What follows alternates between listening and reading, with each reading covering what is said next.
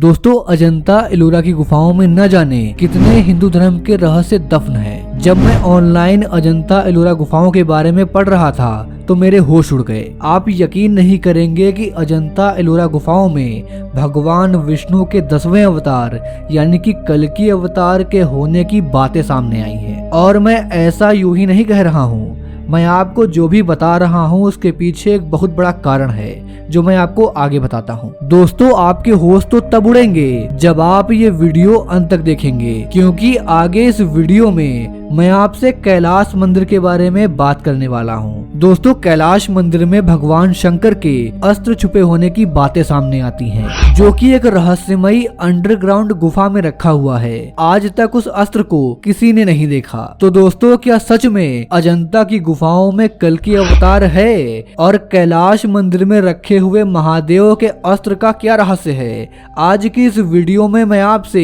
Detail में बात करने वाला हूँ। इसलिए अगर आपने अभी तक इस चैनल को सब्सक्राइब नहीं किया है तो अभी तुरंत फौरन तत्काल कर लीजिए और पड़ोस वाले बेल आइकॉन को ऑल पर सिलेक्ट कर लीजिए। तो दोस्तों, मैं हूं प्रतीक और चलिए शुरू से शुरू करते हैं। सबसे पहले मैं आपको अजंता एलोरा गुफाओं के बारे में कुछ खास मोटी मोटी जानकारी दे देता हूं। दोस्तों, अजंता एलोरा गुफाएं महाराष्ट्र के औरंगाबाद शहर के नजदीक स्थित हैं। इन गुफाओं में तरह तरह की सुंदर चित्रकारी और मूर्तियां बनी हुई हैं। ये गुफाएं कई बड़ी बड़ी चट्टानों को तोड़कर बनाई गई हैं। यहाँ कुल 65 गुफाएं हैं, जिनमें से 29 गुफाएं अजंता में मौजूद हैं और अन्य 34 गुफाएं एलोरा में हैं। दोस्तों, इन गुफाओं को वर्ल्ड हेरिटेज के रूप में संरक्षित किया गया है ताकि आने वाली कई पीढ़ियां इस कला को देख पाएं। ऐसा कहा जाता है कि अजंता एलोरा गुफाएं लगभग 4000 साल पहले बनाई गई थी। आर्कियोलॉजिस्ट की एक रिसर्च में इस बात को साबित किया गया है कि अजंता एलोरा की गुफाओं को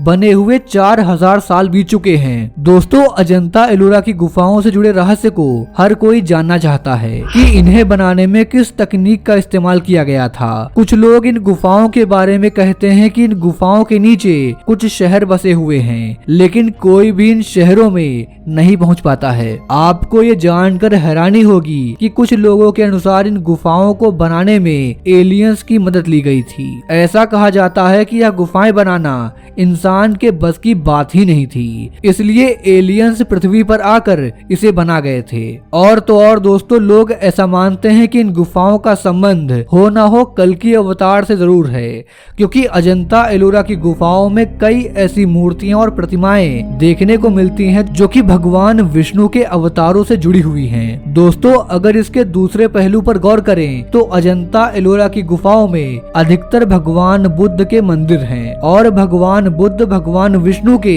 9वें अवतार माने जाते हैं। हो सकता है कि भगवान विष्णु के 10वें अवतार यानी कि कल्कि भगवान इन्हीं गुफाओं को अपने रुकने का स्थान बनाएं। और ये भी हो सकता है कि इन्हीं गुफाओं में भगवान कल्कि के साथ वो 7 चिरंजीवी जो कि रामायण काल से आज भी जीवित हैं वो भी मौजूद हों। दोस्तों, अब जरा बात करते हैं कैलाश मंदिर और उसमें छुपे हुए भगवान शिव के अस्त्र की। ऐतिहासिक रिकॉर्ड्स के अनुसार एलोरा के कैलाश मंदिर का निर्माण राष्ट्रकूट वंश के राजा कृष्ण प्रथम के द्वारा सन 756 से सन 773 के दौरान कराया गया।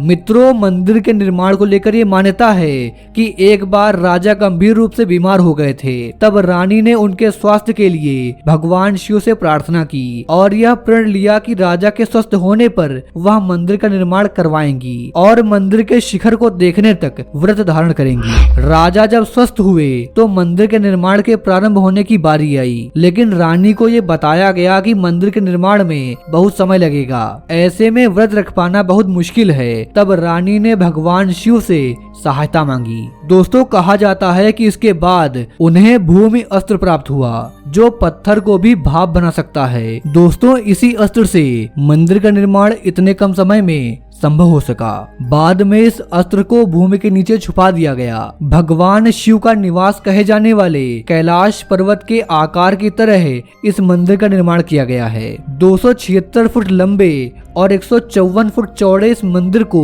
एक ही चट्टान को तराश कर बनाया गया है। इस चट्टान का वजन लगभग 40,000 टन बताया गया है। मंदिर जिस चट्टान से बनाया गया है उसके चारों ओर सबसे पहले चट्टानों को यू आकार में काटा गया है, जिसमें लगभग 2 लाख टन पत्थर को हटाया गया। आमतौर पर पत्थर से बनने वाले मंदिरों को सामने की ओर से तराशा जाता है, लेकिन 90 फुट ऊंचे कैलाश मंदिर की सबसे बड़ी विशेषता यही है कि इसे ऊपर से नीचे की तरफ तराशा गया है। दोस्तों, कैलाश मंदिर एक ही पत्थर से निर्मित विश्व की सबसे बड़ी संरचना है। इस मंदिर में प्रवेश द्वार, मंडप तथा कई मूर्तियां हैं। 2 मंजिल में बनाए गए इस मंदिर को भीतर तथा बाहर दोनों ओर मूर्तियों से सजाया गया है। मंदिर में सामने की ओर खुले मंडप में नंदी है और उसके दोनों तरफ विशालकाय हाथी के स्तंभ बने हुए हैं। कैलाश मंदिर के नीचे कई हाथियों का निर्माण किया गया है और यह मंदिर उन्हीं हाथियों के ऊपर ही टिका है। दोस्तों, इस्लामिक आक्रांता औरंगजेब ने